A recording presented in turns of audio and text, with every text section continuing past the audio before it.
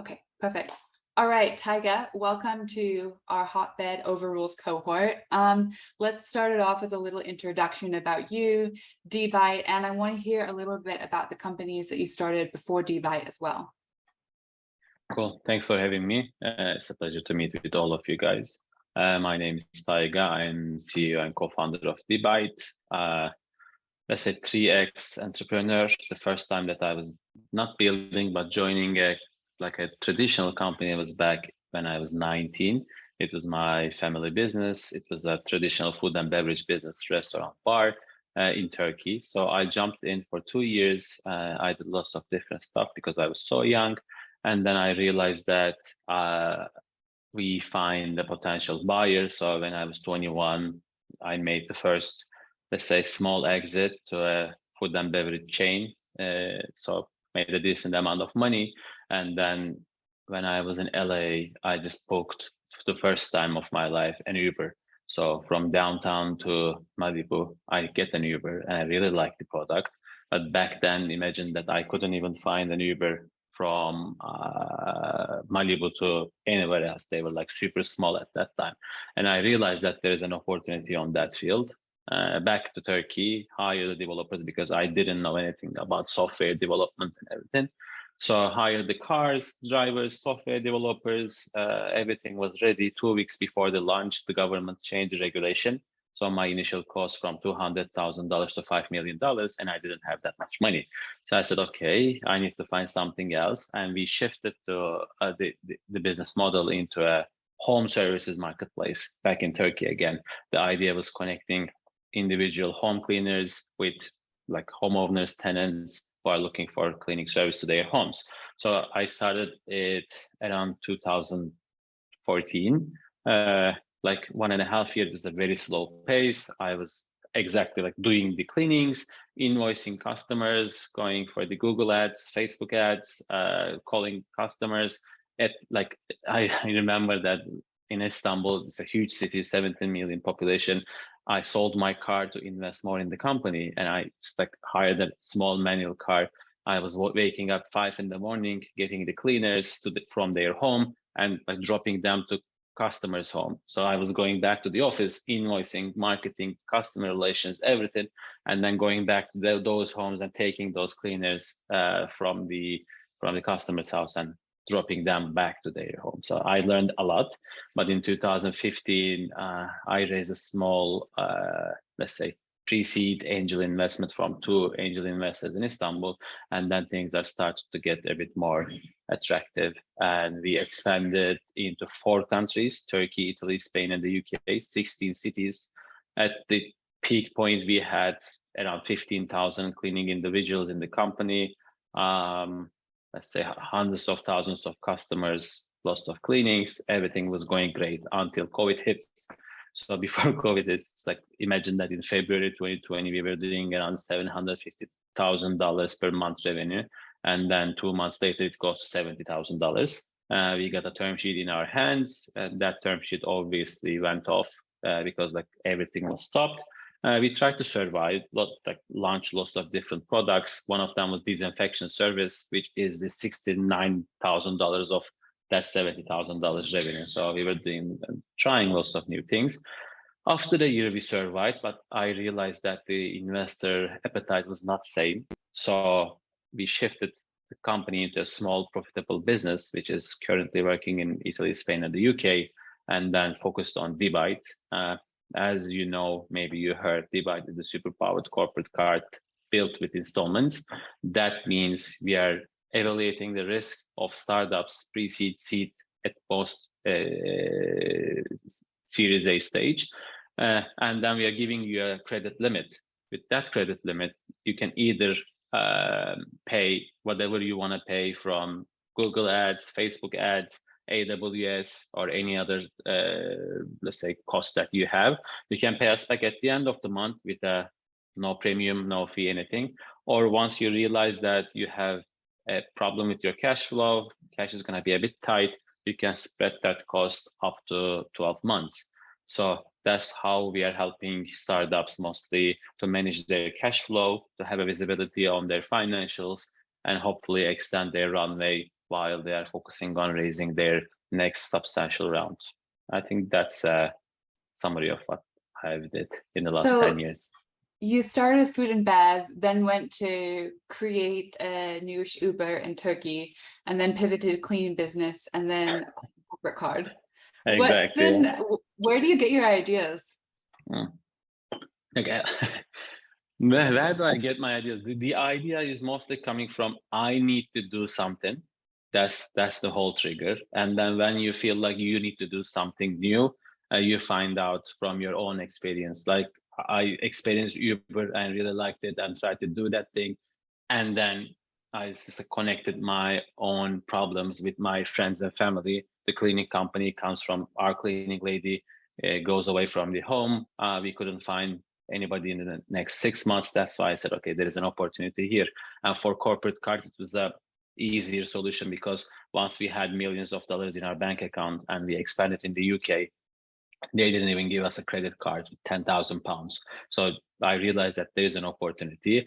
And believe it or not, but Turkish banking system is very advanced, because like every 2 years we are having a huge financial crisis. Not only financial crisis, like you can say political crisis, wars, immigration, like everything. So that's why people have started to build up new things. For example, BNPL was active in Turkey in the last 25 years. No one was know anything about BNPL before Klarna, but we were doing the same thing. So I realized that, yeah, maybe that experience could help me to build something in the UK. And if it's helping the Turkish companies, it might help for the UK or EU-based companies as well. So it's all about needs, personal experience, and the most important thing is that spirit inside of you to build new things and focus on disrupting the sectors that you have. How do you go about validating new ideas that you have? I ask questions to everybody. Like, I never have a feeling like, yeah, if I ask something to that person, they're gonna steal my idea, they're gonna do something like that. I am calling everyone, every single person that I have. Yeah, you know what, I'm trying to do this. Do you have the same problem?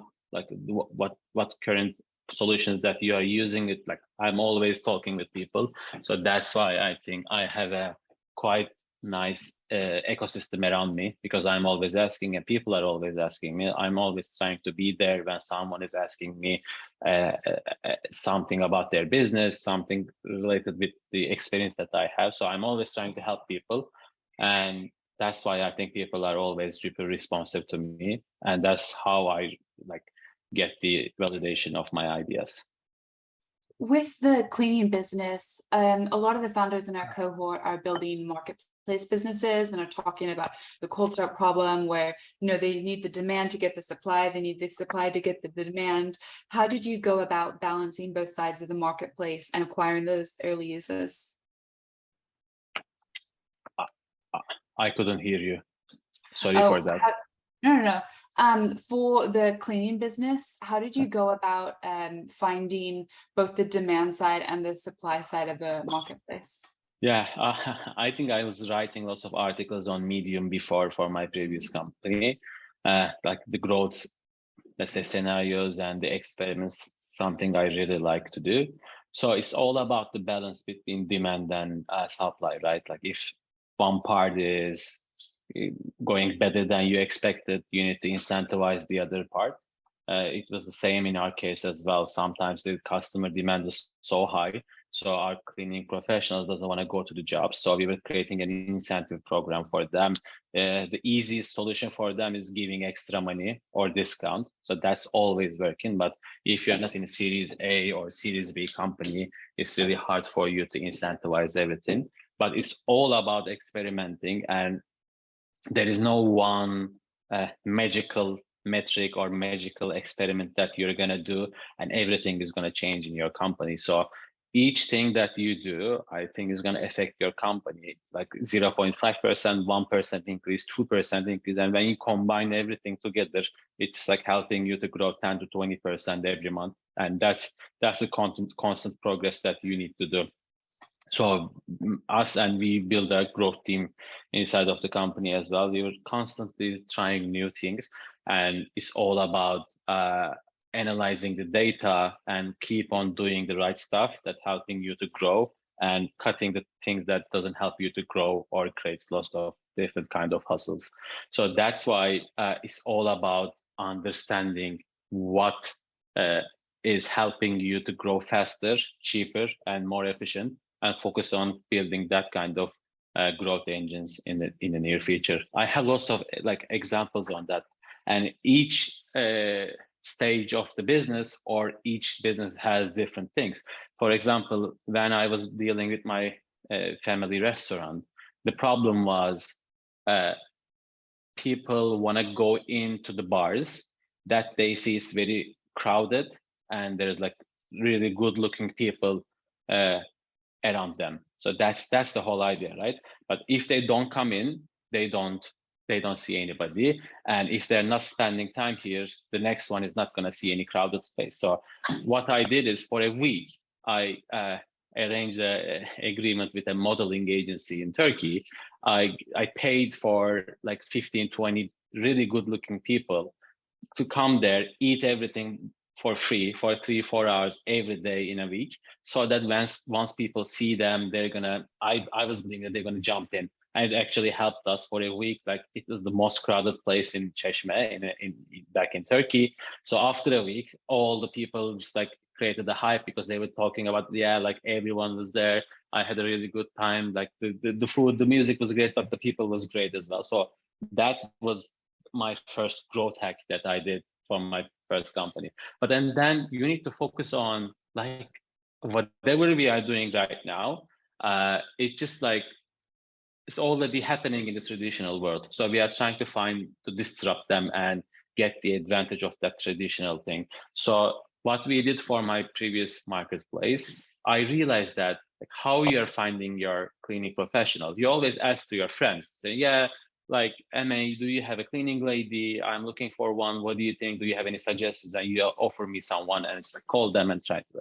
So I said, okay, let's put this inside of our cleaning app so that people can upload their contact list. And if we have that person in their contact list, we can show MA has 10 cleanings with Stephanie, or Purdy has 5 cleanings with Jason, or like whoever it is. So they can easily find people who are actually their friends and who they were working together previously through Cleansy, and it gives a legitimacy, and it gives that trust feeling, because yeah, like my friend is using it, why don't I use it? So that's why we help them to book through their friends cleaning professionals, and it creates a huge hype, because the more that we use, the more contact list is growing. And at the same time, we were like getting all those data and uploading into Meta and creating some lookalikes from those contact lists, because we know that at least one person in their contact list is already booked a clinic from Cleansy. Imagine that like relevance, like it was really good. Who added the contact list?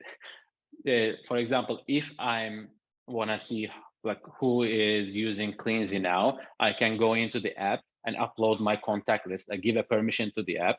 So if it's matching with our database, it's showing that Alexandra already has 3 clinics with us. She gave 4.9 stars, and this is the clinic professionals that she worked with. So that's another growth hack. It's not like changing the whole world. It's not giving us 100% increase, but those things are really building that growth engine. It's always helping you to increase your sales 5%, 10%, or whatever it is. So it's all about focusing on small gains, but because when you combine all of those small gains, it's all about growing 3-4 times in a year, right? It's always helping you.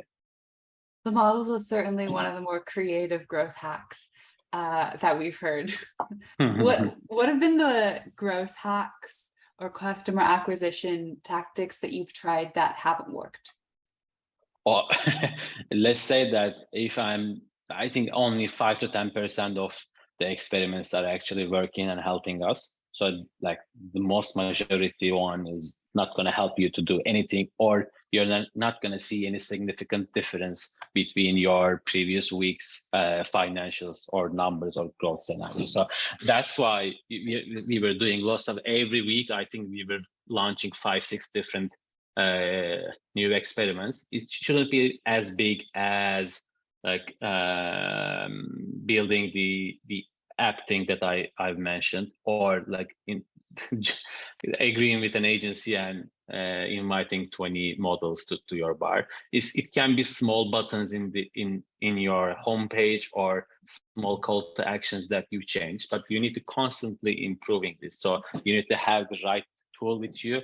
If you want to like spend more money, you can go to VW Visual Website Optimizer or Optimizely. If you don't want to pay lots of money, you can go for Google Optimize. You can always find cheaper options to like try lots of new things, and you're gonna see like in 3-4 weeks, if you're launching new things, the increases are gonna start to become like a hockey stick.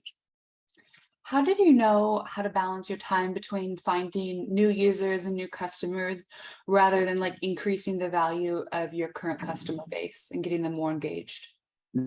It's all about the type of your business, like, and stage. So at the beginning, it's all about growing and showing investors and to yourself how many customers that you can acquire, and then it's gonna become more of like, if you're reaching out, tapping into your total addressable market, you need to find a way to make more of from your customers. So I was always doing like, let's say, while we were planning our marketing scenarios, growth hacks, whatever thing we were doing for a customer acquisition, we were always splitting it to three. One is the, let's say, cheap one. The other one is the most effective one.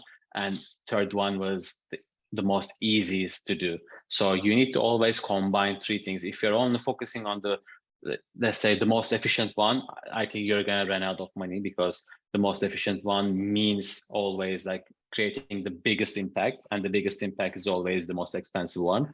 Sometimes you need to find a way to acquire lots of customers for a very cheap way, for example, SEO or word of mouth. And the third one is you need to do something to acquire those customers without, let's say, or really less effort. Because if you combine all those three things, you have the, let's say, better view on your customer, then you can focus on what matters most. But you need to combine lots of different type of things and see what's helping you most. What stage was the cleaning business at when you raised money? And then what stage was Debite at when you raised money?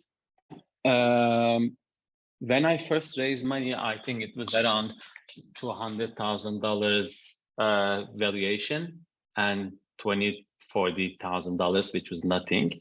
And that time we were making around $5,000-6,000 monthly revenue. For Debite, we didn't even have a company structure. Like, it just like was plain idea. And because I think we did a lot of great stuff before, it helped us to raise more money while we were pre-seed, because like the valuation, the amount that we raised for Debite is 10 times higher the valuation that we have for Cleansy. So yeah, of course, there's a, let's say, the environment changed a lot, because back in 2015 there was not that much investment, and that company doesn't need anything. But it's all about, I think it's pre-seed, seed. It's all about the team and who you are, what problem that you're focusing to solve, how you're solving it. It's not about unit economics. It's not about customer acquisition cost. Even now, if someone is asking me about our customer acquisition cost, I got a bit angry and telling them that, like, why are you asking this? We are only active in the last 4 months. I can easily give you lots of super impressive numbers, but it's not gonna mean anything. So it's all about who you are, what you are building, and what's your vision. And if you have already built a relationship before with the investors, it's gonna be a much more easier thing for you to raise. So speaking of investment, I know you do a bit of angel investing. So what do you look for in early stage startups? What's your focus? What are big red flags for you? Because it was super hard for me to run a service marketplace. Now I'm not even dealing with any service marketplace. If you are dealing with 15,000 cleaners, it's just like a nightmare. But other than that, it's all about the founder. Like, what's the angle that he or she is taking on? What did he or she build before? And basically, the ratio of me responding to cold emails are super low because I need to see something very interesting in the subject or in the first couple of sentences. So the warm intros are super important. So I'm still doing the exactly same thing, like finding someone from LinkedIn. If it's a mutual friends, I'm asking for an intro. It's always helping you to go a bit faster. But for example, the last two investments that I said yes is all about fintech. It's a bit related with Debite because I know the space, and the third one was a bit between service marketplace and fintech. So if I can add more value through my experience, I'm always having one step closer because I'm not a millionaire. I'm not investing 100K. I'm investing 10, 25, sometimes at most 50K per deal, so that I'm trying to help them with something additional, like all this calling it smart money, but it's not smart money. So I'm trying to be the person whenever they have a problem or they want an introduction to another investor or company, you can call me and I can help you. But it's all about building those relationships and finding a way to get a proper introduction. What sort of valuations are you seeing at that stage? It's like, there are two things. One is the, let's say, rational valuations, which doesn't have any rationality before, but like you see, like, yeah, if pre-seed, we raised a pre-seed around £6 million pre-money valuation. So from 2.3 to 6.10, I think that's okay.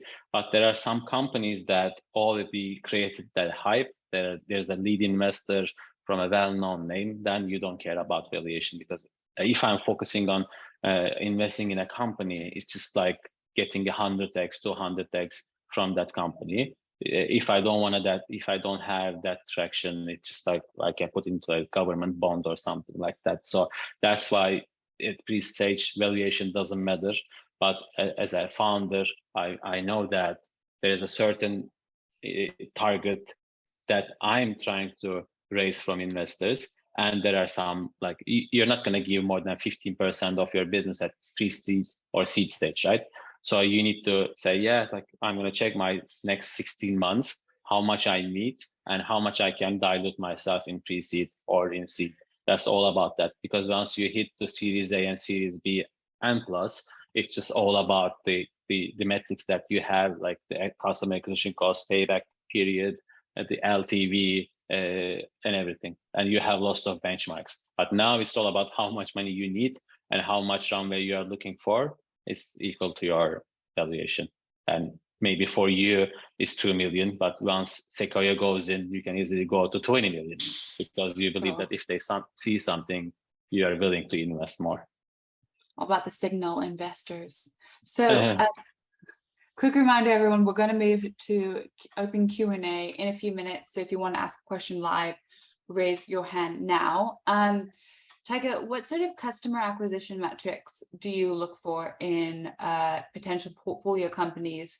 And also during the pitch, how important is like the storytelling element? How much are you focusing on the founder, problem solution, the metrics? What's kind of like your golden ratio that you're looking for there? I think the crowd is all before the Series A here, right? That's what I'm going to focus. Yeah. Okay, cool. So we are looking for our metrics in a weekly perspective. So because if you have 4 or 5% weekly increase every week, that growth is helping you to go 20 to 25% month over month growth, which is a very good signal for the investors. But there is no one like particular metric that's gonna be okay for everyone. Every company needs to choose their growth star metric. It can be a customer number, it can be an order number and a service number, or something very interesting like a formula. It's just helping you to show the impact of your business. I don't know for any other startup, but focusing on that, and that number should be something interesting for investors as well, because that number, you're going to use it in your subject or your one pager to create interest. So it might be something very interesting for you, but it's not creating interest for other people, or doesn't show anything particular for your company. You cannot use it. So it's different for everyone. but mostly on, you can go for customer number or revenue if there's a good, let's say, growth on those things. That's what I'm using.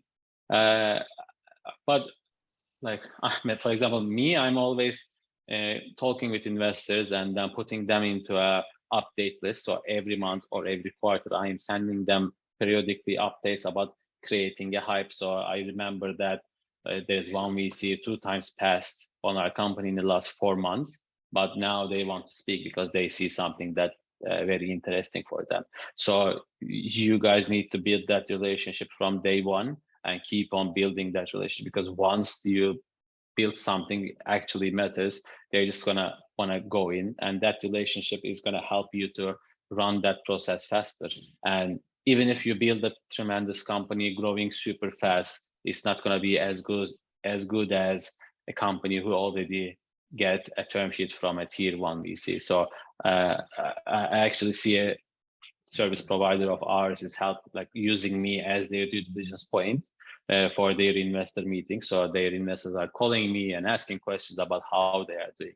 And I realized that once they start to get term sheet, those investors become crazy. The due diligence goes very fast. Their conviction is go very, let's say, easier, because they know that, let's say, 99% of their decisions are going to be very wrong decisions, and that 1% is going to make them rich and make them successful. So they're always thinking like, did I miss that? Because like they're missing lots of very good companies. So you're going to build your relationship and act like you are in that 1% that they might lose or they might already lost.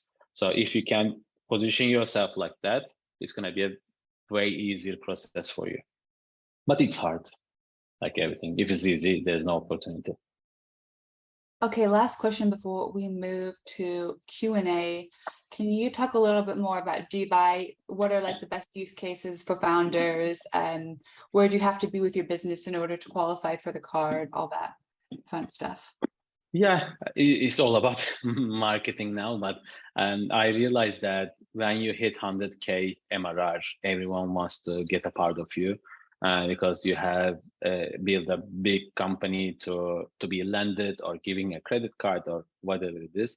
But when you're in a, let's say, smaller position, no one is actually caring about you. Not because they don't believe in your company, because they don't know how to monetize it. We found ways to monetize that.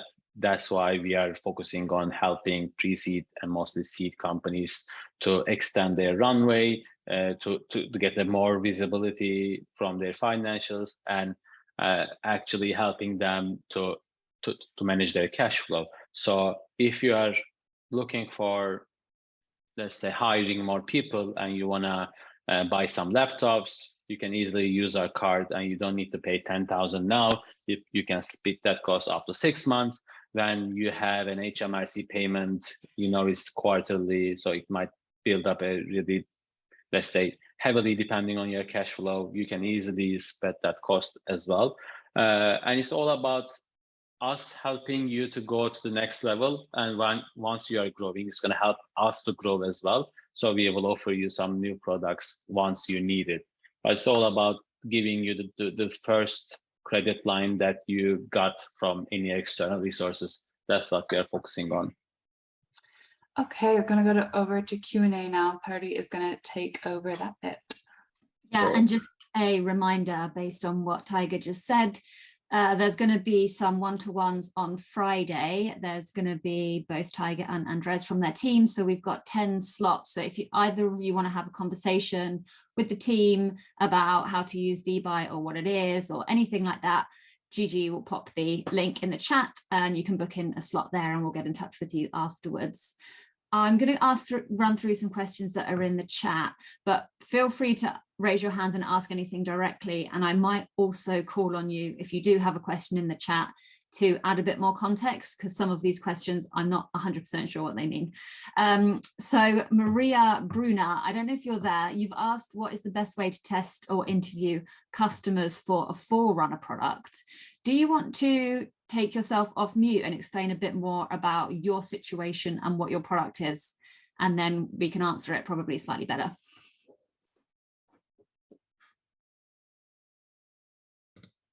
I'm just checking to see whether I can find Maria on here. No, okay. I will move to Atty. So Atty's asking about incentives for customer research. I don't know whether you've ever offered any kind of incentives, Tayga, but what's your opinion on offering an incentive for people to do a survey or something like that? Yeah, we were doing every 6 months a big survey about seeing our NPS score and trying to understand how happy they are and what type of additional features our customers or our cleaning professionals are looking for. We realized that once you give an internal incentive of the product, you always get better answers. Better answers means not high quality answers, better rates, because they are looking for to get a discount or incentive from your platform. So the NPS is always going high. So if you're looking for a very honest answer, you 100% need to give an incentive outside of your platform. The best way to give that incentive is always like an Amazon voucher, even for 50 pounds, 20 pounds, whatever it is. And if they have a particular problem, believe me, they're gonna raise that problem, even if you don't give any incentives. And the thing that we realized in the NPS score, 10 and 9 is the promoters. So actually they're gonna tell to their friends that they're actually using your product, they're in love with it, so why don't you use it type of things. And 1 to 3 is gonna be the guys that, like, whenever there's a conversation around your product, they're gonna say, no, it's a shit product, I didn't like it, I'm not gonna use it again. So it's really hard to get those 1, 2, 3, 4s to 9, 10, but sometimes that 6, 7, 8 is something that you don't call promoters, but from your questions, you realize that they're promoting your company as well. So if you can find a way to increase that 5, 6, 7, or 6, 7, 8 to 9 to 10, there's a huge increase in your customer numbers. So maybe you can focus on that. And if you are doing an NPS score for your fundraising, give internal incentives. If you're looking for an honest answer, give external incentives. Awesome, thank you. I'm going to ask one more question from the chat and then we'll go to Alexandra and Jody. So if you're at the very, very early stages and you're still trying to figure out exactly what your product is going to be, and you're going through a strategy of speaking to users and deciding what's important to them and what pains they have and how you solve it, how would you go about that in your perspective to then try and get from 0 to 50 users or even 10 users? Yeah, I think your question is giving the answer. The key is talking with the customers. While I was dealing with this one is relatively easier because, like, it's a B2B product, I'm dealing with founders, so I can easily call them and ask them. But before that, if you're building a service marketplace or any type of consumer marketplace, you need to be there once there are problems and you need to solve those problems. And you need to approach it in a very creative way. For example, while someone is complaining about the company, I was always checking their Instagram or Facebook profiles to see what could I relate with that. So if they're supporting a football team, I was always trying to find something from there to solve their problems. I'm name dropping some like football players while I was trying to help them. And like once they realized, oh, you know what, I'm a Chelsea fan as well.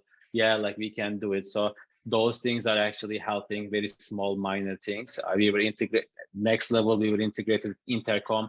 Intercom was giving the Twitter and Facebook profiles that customer has. I don't know if they're doing still, but it was helping us a lot to see like how many followers they have, what are they focusing on, who are they, what do they like or what do they don't like. So it's all about talking them, helping them. And let's say if you are building a consumer marketplace, the first 1,000 customers are going to be the ones that you keep on losing money, but trying to make them as a brand ambassador.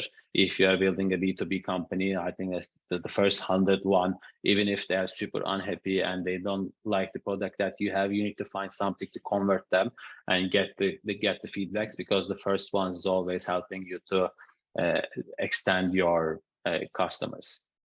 And if anybody wants to know exactly what questions you should be asking in customer insight interviews, we're covering that in the next session at 3 p.m. So we can go into more detail with that later. Alexandra, do you want to take yourself off mute and ask a question? Yeah. Hi, Tayga. Just want to say thank you so much. It's been a really enjoyable and super interesting talk from you. Love the models. That's hysterical. I was really interested, actually. You talked about some of the growth things that you've done. I think the idea of building a growth team is really clever. I was actually curious to know what things really haven't worked that you thought would, and where you've been surprised. Let me think about it, because I'm a very optimistic person. So I'm always focusing on the good stuff. And I believe, like, if we did, let's say 500 experiments in the last 3-4 years, 450 of them is already like is a big failure. So whatever we were doing, we were not, if we are calling it experiment, we were always building some very manual stuff. So that no automation, not any help from, let's say, development team and everything, because if we are expecting to be failed, and if we are using the company's resources, it's going to cost us money and time. So that's why, for example, we were using Google Optimize to change buttons, the call to actions and everything. And then once we understand that it's actually helping us to increase the conversion rate, we were going to the product team to change something actually from the database or the front end or whatever it is. Or if we are going to do something, if we are going to, just an example, for example, we were thinking, like, if we can put someone as in charge for every customer, like a personal assistant back in Cleansy, it might help us to build up that relationship with the customer, and they're gonna think like they are special. So whatever problem that they have, they can easily ask for their personal cleaning assistant. So it was at the beginning very, very manual thing. We were like sending those emails to every person and asking them, like, this is your personal cleaning assistant. If you have any questions, ask him, ask her. You can get help. We can give you a special line. We can give you a special code because you become our VIP customers. We didn't even have any private lines for that, or any VIP, because everybody was a VIP for us. So once we realized that this is actually helping, we go to the product development team again and ask them to automate all these process and build up a private line, build up that VIP referral codes and everything, and it helped. Because as I told you before, I'm very optimistic. I don't really remember the things that we failed, but we failed miserably. So it's just like, expect to be failed, because if you're not experimenting as you believe you're going to fail, you're not becoming creative enough, and it's not an experiment. If you know that it's going to work, why don't you do it before? That's the whole question. If you don't know if it's going to work or not, that's the real experiment, and it's always failing more than you expected. Absolutely brilliant answer. Thank you. Yeah. Jodie, do you want to take it away and ask your question? Yes, you started to actually answer it. I was wondering what tools you used. The one thing you didn't talk about is, like, how do you get your score? What did you use tactically? What did you use to capture those NPR scores? And before I go, then I'll be quiet. The other second part of this is, we're mobile first. So do you have any recommendations on how to work on this? Because the thing that you just said was really important, was it's so expensive to build. So any recommendations there? We are talking about rating the experience of your customers, right? And I don't see, yeah, now I see. Okay, so it's all about internal products, and you don't need to build something new. We were actually using Typeform, for example, to ask those questions and then analyze the data. You don't need to do it every month. 6 months is okay, because like you need to have more like new customers than the retained ones. So it's all about, I will share, if you send me an email after this call, I will share you the NPS survey that we did for our previous company, so that you can see. And it's all about asking let's say 2 single questions. One, I think that's the most important questions for a product market fit perspective. You're going to ask your customers that if we stop giving you a service now, how your life will be affected. If it's like affected terribly and they cannot live without it, more than 40% of your customers are saying that you have the product market fit crystal clear. If it's less, you need to find something to become, let's say, inseparable from their financial or like day-to-day life.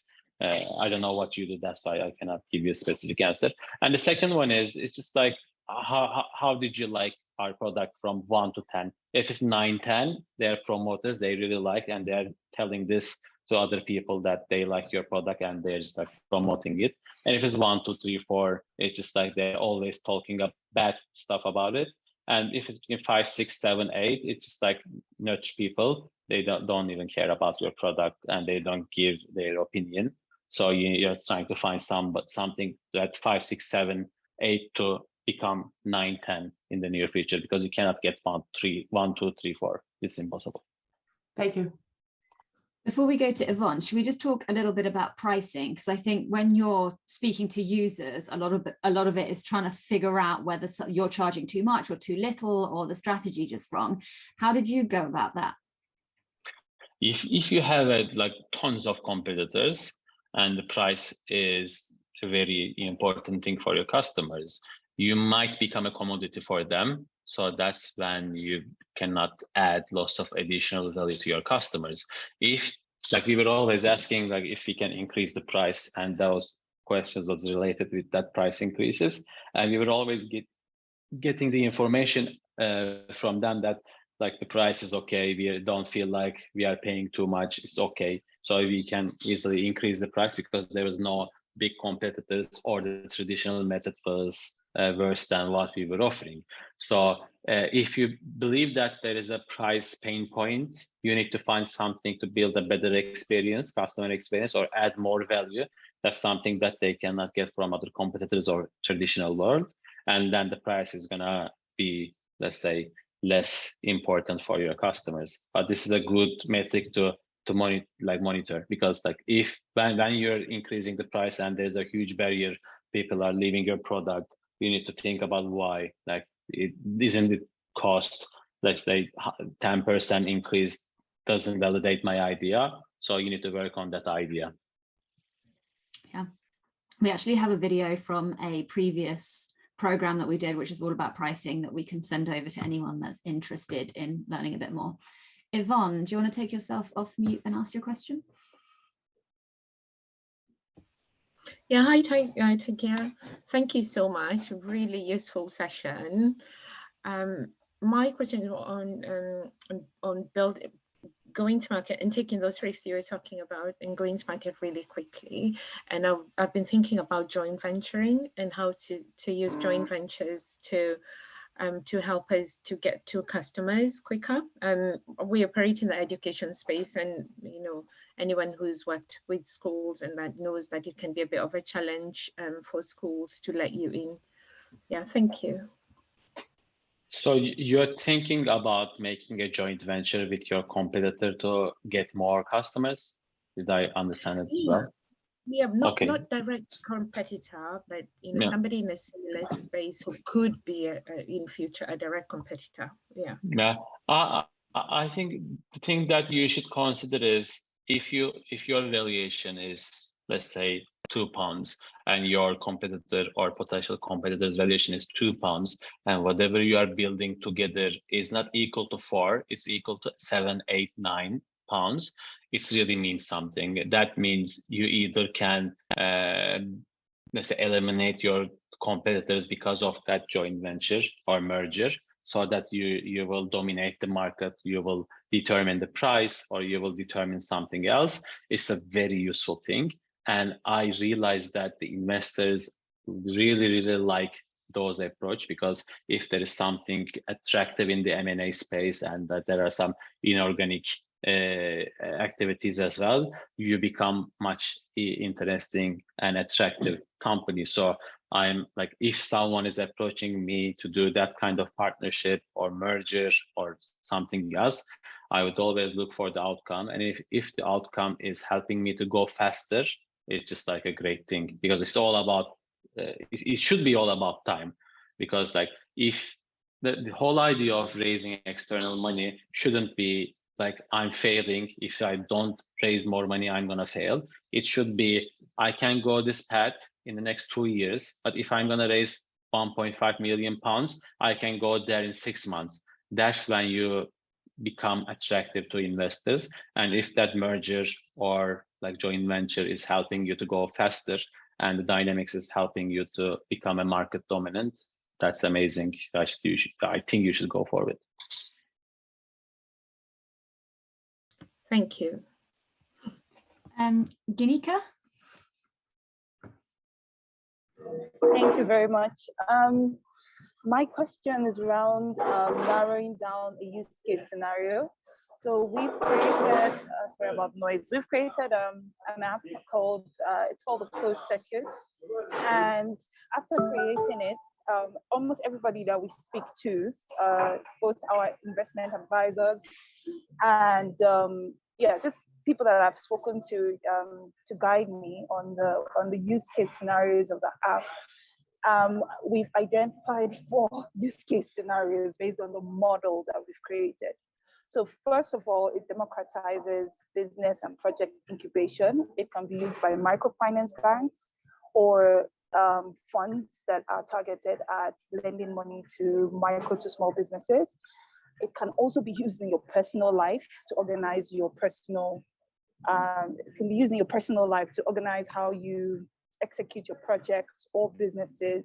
And it can be used by organizations that basically there are 4 different use case scenarios. And right now we are doing everything. And I don't know how to narrow it down, but the only thing I can think of is maybe in the future splitting it out, but I don't know how best to narrow it down in terms of market entry or you starting with. Oh, nice question. So I think this is one of the problems that every founder has, because like we see our vision is not focusing on one single product or feature. It's just like focusing on the big thing. But in order to create a good go-to-market strategy, I think you need to prioritize your features and products to find what is the most cheapest and the fastest product that you can acquire customers and show traction. Because while you were talking with the investors, I think it's really good that you're mentioning and building your pitch on your vision and what this company could become in the next 5 to 10 years. This is what they're buying. They're not buying from what you have in your mind right now. But in order to attract more customers and investors, you need to be laser focused on what you are building right now. So I think it's all about the milestones, like from 0 to 100K yearly, let's say 100K to 1 million, 1, 3, 5, 10. Those are the big milestones that you're going to attract new customers. So you need to find the product that's going to help you to go to 100 and then 1 million. After you hit 1 million, you can easily raise your Series A, or maybe if it's not very hyped, vertical seed round, so that you can focus on all the other things. But I think at the beginning, if you don't have lots of capital in your hand, I don't know how you're going to choose it, but if I were you, I would go with the most efficient one and the one that you can, it's going to help your North Star metric. I don't know what it is, but whatever product is helping you to increase that North Star metric is the most important one for you until you reach a certain financial position. Thank you. No worries. Just a quick reminder, because we're going to wrap up in 5 minutes, and Kofo, I'll go to you in just 1 second. If you have booked in a office hours slot with the Debite team, can you just write a note in about what you want to speak to the team about? If they know this, then we can just make sure that you're going to get allocated the right person. One of the co-founders is a bit more finance oriented. The other one is Tayga and can ask different types of questions. So just put a little bit of detail in about what you want to speak to them to, and then we can allocate you the right founder. That'd be super valuable. Kofo, do you want to take yourself off mute and ask your question? Yeah. Hello, hi, thank you so much. It's been really, really useful, really excellent. My question is around pricing. I'm working on a digital health app. It's a two-sided platform. On the one side, you've got enterprises, and on the other side, you've got healthcare practitioners. So the healthcare practitioners, they can be dietitians, nutritionists, doctors, lifestyle coaches. And so my question is essentially around pricing, and this is with regards to allowing the healthcare practitioners to set their own prices, or should we decide what price they can sell their services? We're thinking that they should set their own prices and essentially let the market decide. So, if they get more customers for our platform, they can raise their prices, or if they get less customers, they can lower their prices. What do you think? What is your bottleneck that you see in the near future? Is it going to be your supply side or customer side?